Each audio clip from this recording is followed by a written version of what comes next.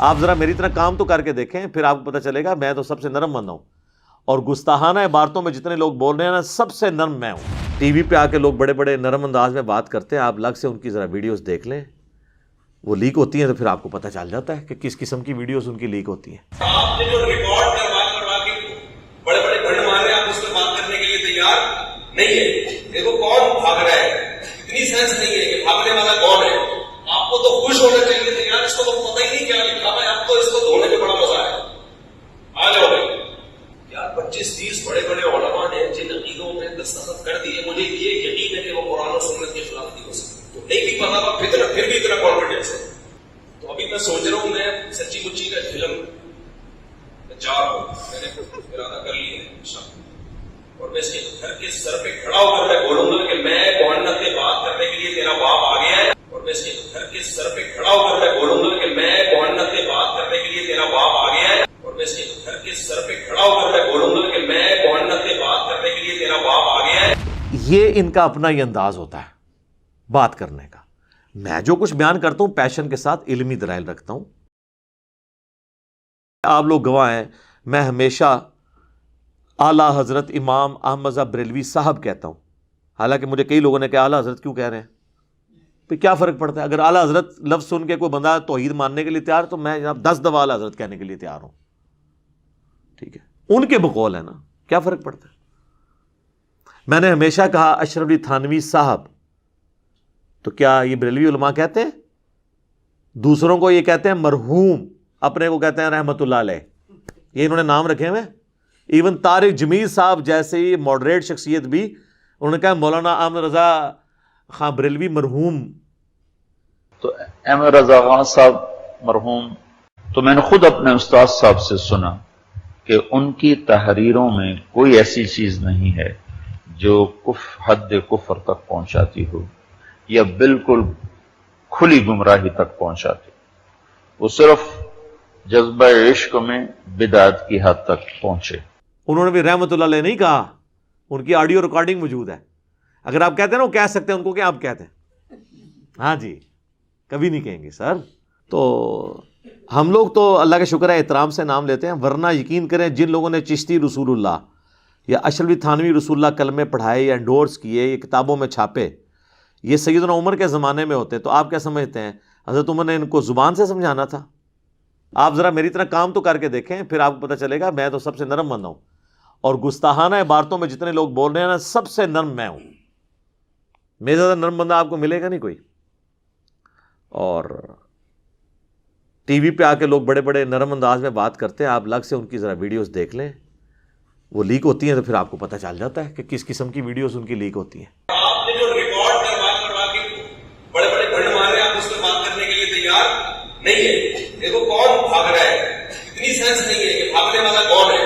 آپ کو تو خوش ہونا چاہیے تھے یار، اس کو تو پتہ ہی نہیں کیا لکھا ہے، اب تو اس کو دھونے میں بڑا مزہ ہے۔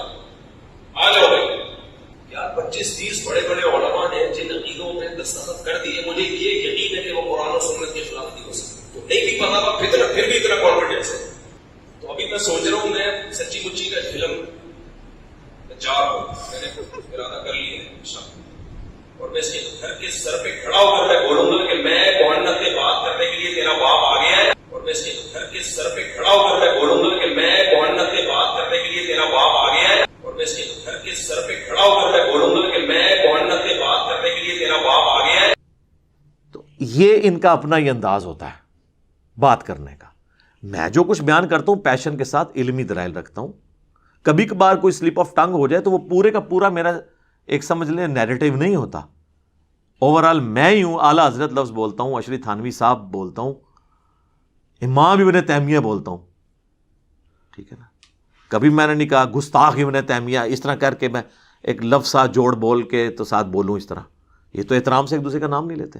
رہ گا پیشن، تو یہ تو نبی الاسلام کا سٹائل ہے، صحیح مسلم میں حدیث ہے، اور یہ حدیث امام جعفر نے روایت کی ہے امام محمد باقر سے، جو محمد بن علی بن حسین بن علی ہیں، یعنی حسین ابن علی کے پوتے، امام زین العابدین کے بیٹے، اور انہوں نے جابر بن عبداللہ سے کہ نبی علیہ السلام جب کبھی بھی ممبر پر چڑھتے تو آپ علیہ السلام جب تقریر کرتے تو آپ کی آواز بلند ہو جاتی، غصے میں اضافہ ہو جاتا، آنکھیں سرخ ہو جاتی، جس طرح کوئی جرنیل اپنی فوج کو تیار کر رہا ہو، اس طریقے سے آپ جب بھی ممبر پہ چڑھتے تو گفتگو کرتے تھے۔ یہ پیشن والا سٹائل سنت سٹائل ہے، اس سٹائل کا مذاق اڑانا نبی الاسلام کا مذاق اڑانا ہے، نعوذ باللہ۔ لیکن چونکہ ان جاہلوں کو پتہ ہی نہیں، نہ انہوں نے قرآن پڑھا نہ حدیث، یہ تو اپنی فقہ کی کتابیں اور دورہ حدیث کرتے ہیں، اور اس کے بعد پھر ان کو یعنی وہ دورہ حدیث صحیح طرح کیا نہیں ہوتا، ان کو دورے ہی پڑھتے رہتے ہیں اپنی فقہ کے۔ پورا دورہ حدیث کیا ہوتا تو ان کو کچھ پتہ چلتا، ان کو فقہ کے دورے پڑھتے رہتے ہیں۔ پھر یہ صحیح مسلم میں 2005 نمبر حدیث ہے۔ تو یہ نبی الاسلام کا سٹائل ہے۔ اور اس کے بعد آپ علیہ السلام کہتے ہیں میں اور قیامت اس طرح ساتھ بھیجے گئے جس طرح یہ 2 انگلیاں۔ اور پھر آپ کہتے ہیں فَإِنَّ خَيْرَ الْحَدِيثِ كِتَابُ اللَّهِ وَخَيْرَ الْهَدِي هَدْيُ مُحَمَّدٍ صلی اللہ علیہ وآلہ وسلم وَشَرَّ الْأُمُورِ مُحْدَثَاتُهَا وَكُلَّ مُحْدَثَةٍ بِدْعَةٍ وَكُلَّ بِدْعَةٍ ضَلَالَةٍ وَكُلَّ ضَلَالَةٍ فِي النَّارِ۔ یہ آپ کا خطبہ ہوا کرتا تھا صلی اللہ علیہ وآلہ وسلم۔ اب لہٰذا کسی عالم دین کے ساتھ میرا کمپیریزن نہ کروانا ہے آپ نے پیشن کا تو ڈاکٹر اسرار صاحب سے کروائیں، تو آپ کو وہاں پہ بھی یہ سٹائل نظر آئے گا۔ رہ گیا میرے موضوعات، تو وہ تو دنیا میں کسی نے ان موضوعات کو ٹچ نہیں کیا، کیونکہ اس کے ساتھ تو بہت بڑی دنیاوی نقصانات، ایون جان کا نقصان جوڑا ہوا ہے۔ لہٰذا کہنا جی طارق جمیل صاحب کتنا میٹھا بولتے ہیں، جی مجھے وہ لیکچر بتائیں جس میں انہوں نے چشتی رسول اللہ اور اشرفی تھانوی رسول اللہ کا رد کیا اور بڑے میٹھے انداز میں لوگوں کو سمجھایا کہ یہ کلمات نہیں ہوتے، یا آپ بھی کہہ کے ریکارڈ کرواتے ہیں۔ تو آپ 2 مختلف چیزوں کو کمپیئر کروا رہے ہیں۔ آپ گولف کے بال کا مقابلہ کرکٹ کے بال کے ساتھ کروانا چاہ رہے ہیں، ان کے ٹاپکس ہی نہیں ہیں۔ چلیں آپ خود کر کے بتا دیں ذرا، پھر آپ کو پتہ چل جائے گا آپ کے ساتھ جو ہوگی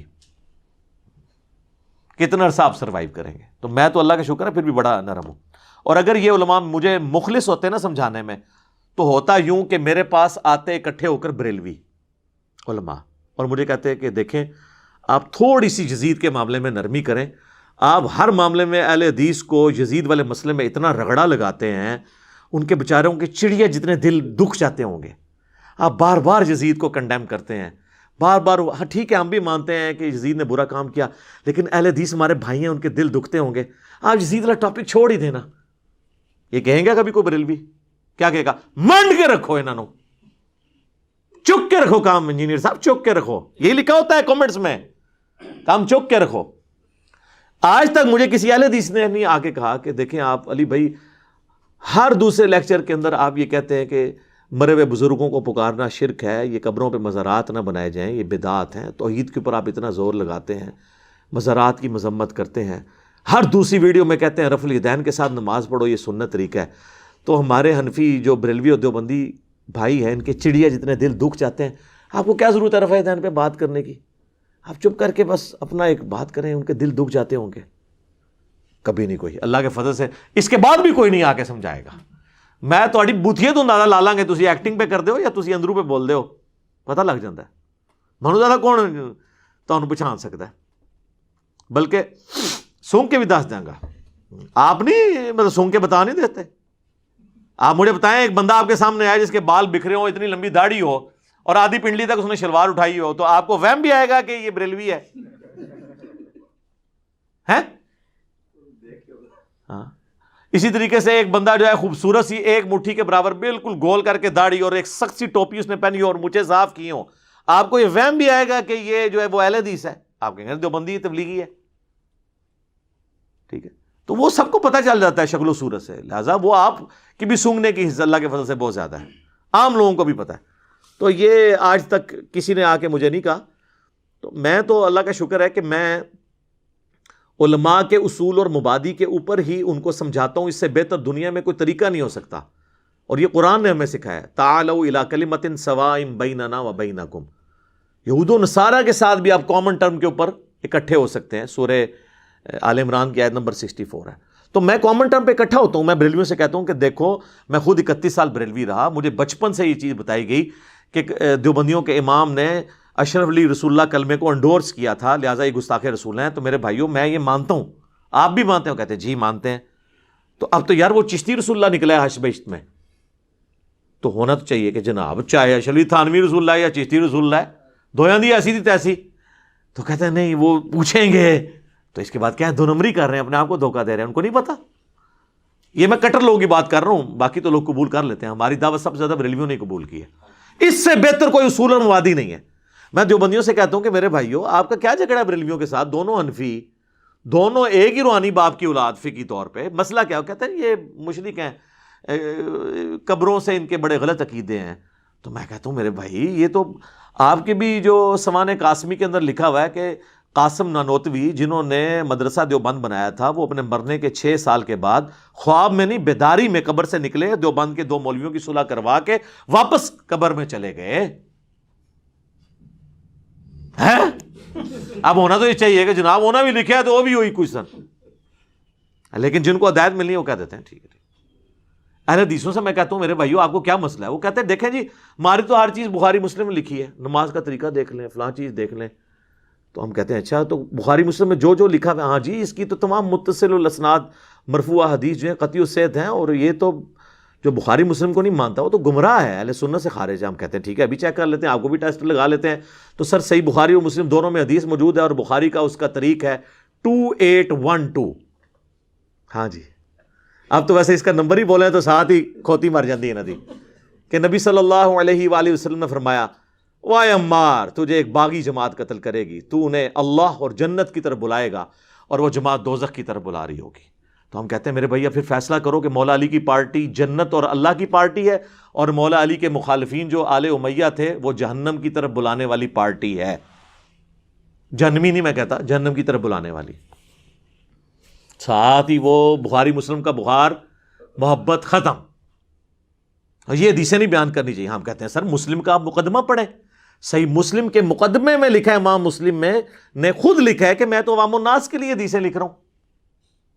تم کہہ رہے ہو وہاں میں بیان نہیں کریں گے, تو چلے مسلم کی آپ کو حدیث بیان کر دیتے ہیں, کریں جی. مسلم شریف میں 4776 نمبر حدیث ہے کہ عمر بن عاص خانہ کعبے کے سائے میں بیٹھے ہوتے ہیں, عبداللہ بن عمر بن عاص, اور ایک تابعی آ کے ان سے کہتا ہے عبد الرحمن بن عبد رب کعبہ, جب وہ حدیث بیان کرتے ہیں کہ امیر کی اطاعت کرنی ہے, تو کہتے ہیں یہ آپ نے اللہ کے نبی سے خود سنا تھا ان کا, میں کعبے کے سائے میں بیٹھا ہوں, میں نے میرے کانوں نے نبی علیہ السلام سے یہ خود سنا تھا کہ اطاعت امیر کرنی ہے, میری آنکھوں نے حضور کو دیکھا, میرے دل نے آپ کی بات یاد رکھی. تو انہوں نے کہا پھر اگر یہی بات ہے تو آپ کے چچا کا لڑکا معاویہ ابن ابی سفیان, چلے ہم تو احترام سے نام لیں گے, رضی اللہ عنہما, جو ہمارے امیر ہیں اس وقت, وہ تو ہمیں حکم دیتے ہیں کہ ہم لوگوں کو ناحق قتل کریں اور لوگوں کا مال حرام طریقے سے ہڑپ کریں, جبکہ سورہ نساء میں آیت نمبر 29 میں اللہ تعالیٰ فرماتا ہے کہ اپنوں کو مت قتل کرو, یعنی ایک دوسرے کو, یعنی ایک دوسرے مسلمان ہی ہوتا ہے نا, اس لیے اس کو کہا کہ اپنوں کو گویا قتل کرنا ہے, ایک دوسرے کو قتل کرنا, اور ایک دوسرے کا مال حرام طریقے سے ہڑپ مت کرو. اب ہمیں بتائیں ہم اللہ کی بات مانیں کہ یا معاویہ کی بات مانیں؟ تو وہ خاموش ہو جاتے ہیں. ان کا تو خیال ہے خاموش ہو کے انہوں نے کہا ہوگا تجھے ایران سے فنڈ آتا ہے, کہیں تو انجینئر کی ویڈیو تو نہیں دیکھتا, تو نے کہیں ڈائریکٹ تو نہیں حدیث پڑھ لی. تو وہ سر اٹھا کے کہتے ہیں کہ جن کاموں میں معاویہ تمہیں اللہ کے حکم کے مطابق چلاتا ہے اس میں ان کی اطاعت کرو, اور جس میں وہ مخالفت کرے تم اس کی نافرمانی کرو. یہ حدیث جب ہم مسلم سے بیان کرتے ہیں تو یہ ماننے کے لیے تیار ہو جائیں گے. اور اس سے بڑی حدیث صحیح مسلم کی 240, علی سے محبت نہیں رکھے گا مگر مومن, علی سے بغض نہیں رکھے گا مگر منافق. بغض علی کی جتنی شکلیں ہیں وہ منافقت کی اولین علامتوں میں سے ایک علامت ہے. بس آپ یہ حدیث کسی سنی کی مسجد میں لگا کے دیکھیں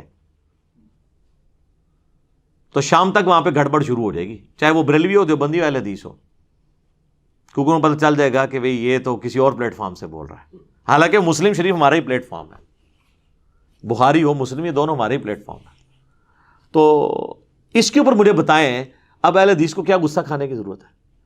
اسی طریقے سے اہل تشیع کی طرف آ جائیں, وہ تو خود اس چیز کا رونا روتے ہیں کہ آل امیہ کے دور پہ میں سیدنا علی پر ممبروں سے سب و شتم ہوتا تھا, تو تم نے وہی کام شروع کر دی. میرے پاس تو کوئی شیعہ آتا, میں کہتا ہوں میرا تم سے بنیادی اختلاف یہ ہے کہ تم معاویہ کے ٹریک پہ اور میں علی کے ٹریک پہ ہوں. علی نے تو اپنے مخالفین کے لیے دعائیں بھی کی, ان کے جنازے بھی پڑھائے, اور اپنے ہاتھوں سے ان کو دفن بھی کیا, ان کی لاشیں اٹھائیں, ان پہ گریہ کیا. اور تم لوگ جو ہے وہ حضرت علی کے طریقے پہ نہیں چلتے ہو, اور ان لوگوں کے طریقے پہ چلتے ہو جنہوں نے 60 سال تک ممبروں پہ حضرت علی پہ لعنت کی. تم بھی صحابہ پہ لعنت کر کے انہی کے طریقے پہ ہو. تو آگے سے وہ بھی پریشان ہو جاتا ہے. اب اس سے بہتر اور کیا طریقہ ہے ان کو سمجھانے کا؟ تو ہم جس اصول اور مبادی، اسی کو میں نے اینٹی وینم، پھکی الزامی جواب نام دیا ہوا ہے. جیسے کوبرا سانپ کاٹ جائے نا تو اس کا علاج پھر کوبرے کے زہر سے ہوتا ہے، اسے کہتے ہیں وینم کا علاج اینٹی وینم، جو اس کے زہر سے بنتا ہے. تو میں اسی اصول کے اوپر ان کو جواب دیتا ہوں، اسے میں اینٹی وینم کہہ دیتا ہوں، پنجابی میں اسے پھکی کہہ دیتا ہوں، اردو میں اسے کہا جاتا ہے الزامی جواب، کہ ہاں بھئی اب اس پہ اگر یہ بات ہے تو بھی مانا. تو یہ کسی کو برا نہیں لگنا چاہیے.